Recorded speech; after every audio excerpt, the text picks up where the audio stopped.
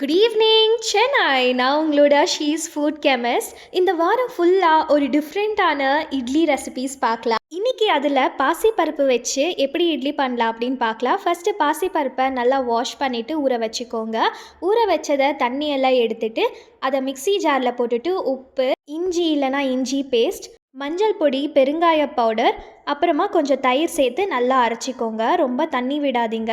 இப்போது அதை மிக்சிங் பவுலில் போட்டுட்டு கொஞ்சம் தாளித்து விட்டுக்கோங்க. இது கூட துருவின கேரட், கொத்தமல்லி, அப்புறமா ஒரு 2 டேபிள் ஸ்பூன் ரவா, கொஞ்சம் சோடா போட்டுட்டு அதை ஆக்டிவேட் ஆகிறதுக்கு கொஞ்சம் லெமன் புழிஞ்சுக்கோங்க. இது இல்லைன்னா டைரெக்டாக ஈனோ பவுடர் போட்டுட்டு ஒரு 5 நிமிஷம் ரேஸ் ஆகிறதுக்கு விடுங்க.